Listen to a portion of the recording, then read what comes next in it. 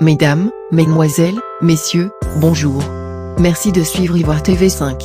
Bienvenue dans cette nouvelle vidéo.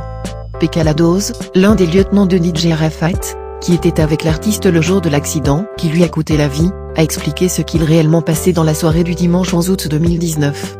Nous revenons après le générique. Abonnez-vous si vous ne l'avez pas encore fait. Et n'oubliez pas d'activer la cloche de notification.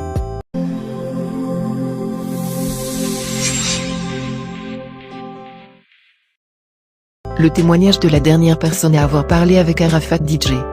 Dans la soirée du dimanche 11 août dernier, jour la célébration de la Tabaski, le roi du coupé décalé Arafat DJ a fait un grave accident de moto dans la commune de Kododi.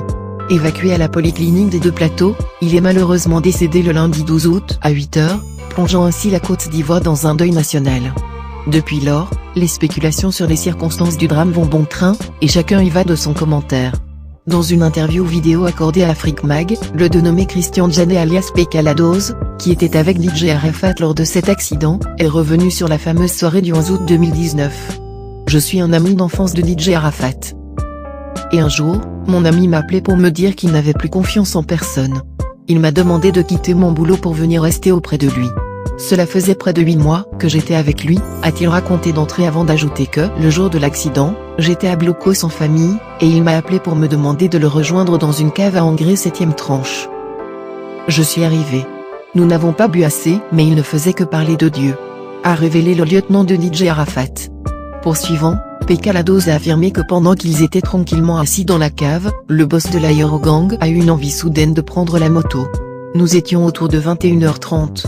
Mon ami d'enfance m'a dit qu'il veut prendre un peu d'air avec sa moto, comme il avait l'habitude de le faire. Je lui ai demandé de prendre son casque. Il m'a dit que s'il prend le casque, le vent ne va pas bien le souffler. Et moi, je lui ai dit d'attendre pour que je puisse voir si la voie est libre.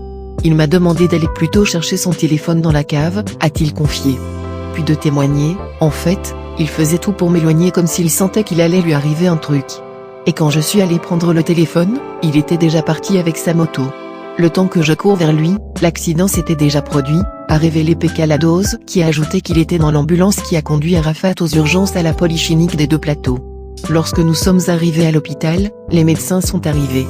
Ils lui ont mis le gaz à oxygène et l'ont emmené dans la salle d'urgence, et ça a été la dernière fois que j'ai vu mon ami.